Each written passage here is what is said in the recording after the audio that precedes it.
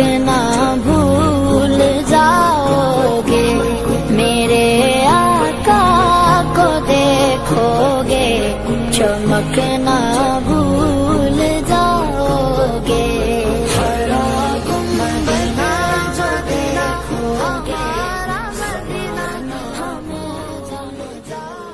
آپ صلی اللہ علیہ وسلم کی ایک سنت ہے جو ہمارے معاشرے سے اٹھتی جا رہی ہے۔ وہ سنت یہ ہے، جس کو آپ بزرگ سمجھتے ہو، جس کو آپ دیندار سمجھتے ہو، آپ اس کے پاس جائیے اور کہیے کہ جناب ہمارے گھر میں بچے کی پیدائش ہوئی ہے، آپ ایک کھجور چبا کر کے دے دیجئے، ہم اپنے بچے کے تالو میں لگائیں گے۔ میرے آقا صلی اللہ علیہ وسلم نے اپنے نواسوں کے تالو میں کھجور چبا کر کے لگائی ہے۔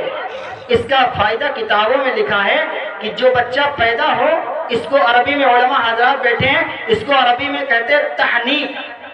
کھجور کو چبا کر بچے کے منہ میں لگانا، اس کو کہتے ہیں تحنیک۔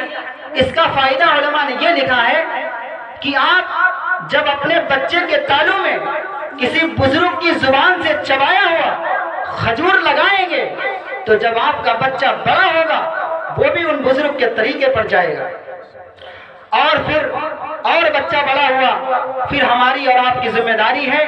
قرآن کہتا ہے واللہ اخرجکم من بطون امہاتکم لا تعلمون شیئا۔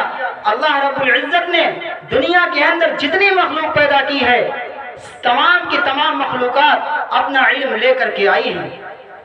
تمام کی تمام مخلوقات تربیت یافتہ ہیں، ان کو کوئی نہیں بتاتا ہے یہ آپ کا دشمن ہے، ان کو کوئی نہیں بتاتا ہے ان سے آپ کو بچنا ہے۔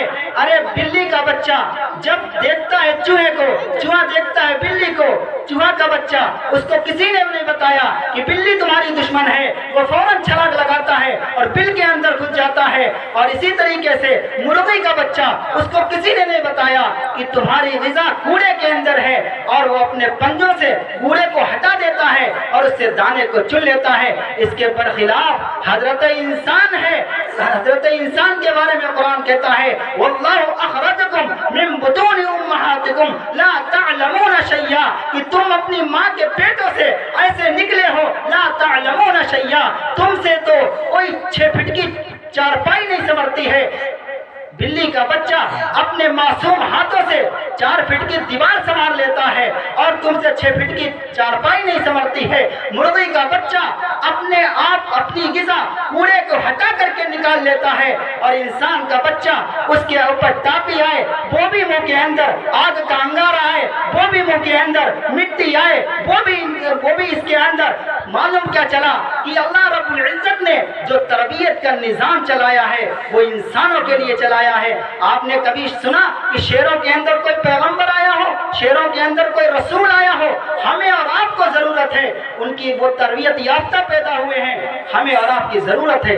اس لیے ان کو جس چیز سے منع کر دیا گیا ہے وہ نہیں کھاتے۔ کیا مجال ہے شیر کی؟ شیر کے سامنے گھاس کھا دو، لاکھ ڈنڈے مارو، گھاس کھانے کو تیار نہیں ہوگا، اور بکری کے سامنے گوشت ڈال دو، لاکھ ڈنڈے مارو، بکری گوشت کھانے کو تیار نہیں ہوگی۔ وہ جانتی ہے کہ ہماری غذا گوشت نہیں ہے، ہماری غذا گھاس ہے۔ شیر جانتا ہے ہماری غذا گھاس نہیں گوشت ہے، لیکن حضرت انسان کو حلال ملے وہ بھی پیٹ کے اندر، حرام ملے وہ بھی پیٹ کے اندر، جائز ملے وہ بھی پیٹ کے اندر، اگر وقت آئے تو دوسروں کا حلف کر کے کھا جائے، سب پیٹ کے اندر۔ اس لیے اللہ رب العزت نے یہ نظام چلایا۔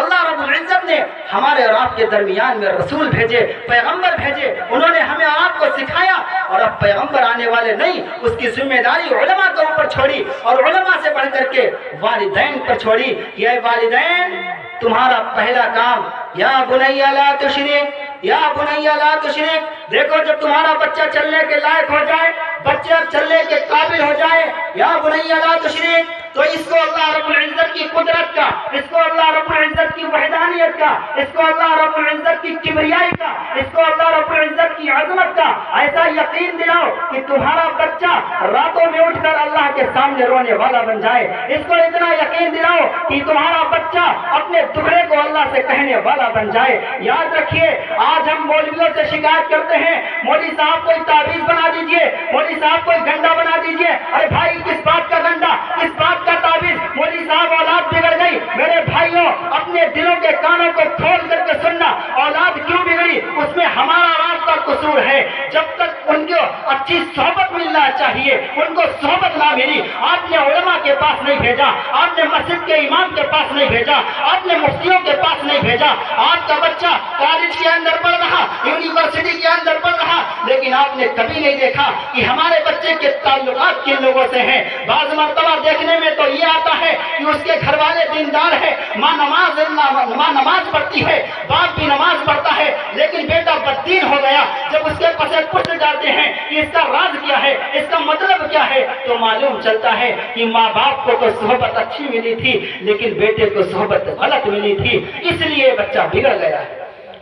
اس لیے ہماری اور آپ کی ذمہ داری ہے، والدین کی سب سے بڑی ذمہ داری ہے کہ جب تمہارا بچہ چلنے کے لائق ہو جائے اس کو آپ مدرسے کے اندر پہنچائیے۔ آپ کو بتا دیں، بچپنے کے اندر جو عادت ڈال دی جاتی ہے وہ الحمدللہ مرتے دم تک چلتی ہے۔ آپ کو واقعہ سناؤ، اعظم گھر میں ایک صاحب ہیں، تو ان کی عادت بچپنے سے ماں باپ نے نماز پڑھنے کی ڈال دی۔ حضرت ان کے اندر دوسری جب صحبت غلط ملی تو ان کے اندر بیماری پیدا ہو گئی، وہ سلیمہ حال جانے لگے۔ سلیمہ حال جاتے، لیکن نماز کا وقت آتا تو فوراً کہتے بھائی مصلی لا، مجھے نماز پڑھنا ہے۔ تو لوگ کہتے بھائی فلم بھی دیکھتے ہو، گانے بھی سنتے ہو، نماز بھی پڑھتے ہو۔ کہنے لگے بھائی ہمارا یہ فعل غلط ہے، لیکن میرے ماں باپ نے ہماری عادت ڈالی ہے، اس لیے عادت کو چھوڑتے ہوئے دل نہیں چاہتا۔ تو میرے بھائی ہم فکر کریں، ہم مرتے وقت سوچتے ہیں اپنے بچے کو کچھ دے کر جائیں، دنیا دے کر کے جائیں۔ ارے بھائی تم نے یہ تو سوچا کہ ہمارے مرنے کے بعد میں ہمارے بچوں کا دنیا میں کیا ہوگا، لیکن کبھی تم نے یہ سوچا کہ ہمارے بچوں کے مرنے کے بعد میں قیامت میں بچوں کا کیا ہوگا؟